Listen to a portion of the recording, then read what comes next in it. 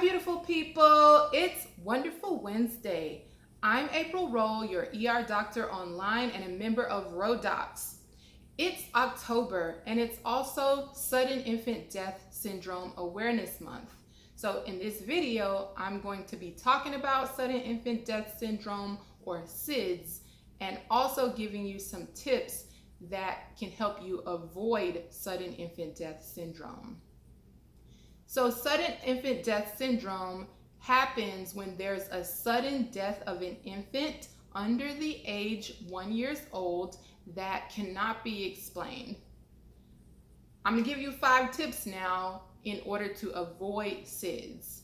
The first tip is when baby is sleeping, always have the baby sleeping on their backs, especially up until their first birthday. So up until they're 1 year old, all babies should be sleeping on their backs. Tip number 2 is when they are sleeping, make sure that they are on a firm surface, whether that be a crib or whatever their sleeping surface at that time may be. Make sure that it's firm. Make sure that the baby's body cannot indent the surface or sink into the surface. Also, whatever sheets or blankets are covering the actual surface, make sure that they are tight fitting and snug around the crib mattress, because you don't want anything bunching up that either can get into their face and cover their nose or mouth, or anything that they're able to grab that's near them that they can bring up into their face, which would cover their nose and mouth. The third tip that you want to think about is nothing else should be in the crib with the baby. That includes extra blankets, extra pillows, extra stuffed animals that you may have around to comfort baby. You don't want anything else in there that either can fall onto their face, like a stuffed animal or something, or blanket or pillow or something that they can reach and grab, again, bringing in front of their face, which would cover their nose and mouth and lead to suffocation. The fourth tip is room share. So you want to have baby for the first 6 months, and ideally up until 1 year, you want to share the room space with the baby. So the baby's sleeping area should be in the same room as your sleeping area.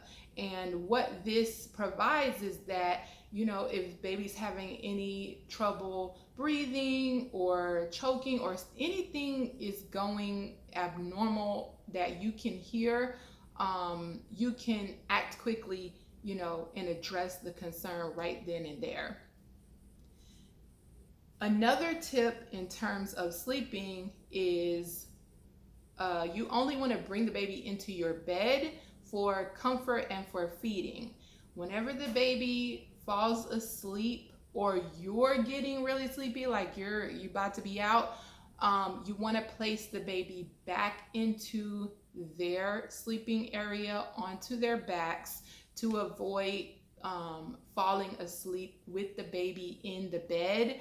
Avoid, again, a suffocation situation where you both are sleeping and you can accidentally roll onto baby or anything like that. You want to absolutely avoid these things. So those are the 5 tips. Another bonus tip, though, is you want to make sure that baby is getting adequate tummy time, because tummy time develops their motor skills and helps with movement. Yes, so these are all the tips that I have for you. Like I said, in order to have your baby being in a safe sleeping environment, having them sleep on their backs, having them sleep on a firm surface, having them not sleep in the same bed as you, to prevent, you know, any causes that would lead to sudden infant death syndrome. Again, I am glad that you watched this Wonderful Wednesday with me. You took the time out to listen to my video. If any of these tips have helped you, or you know somebody who is a new mother, new parents that can benefit from this video, please share this video. If you want to hear about any other topics, please list those in the comment section below.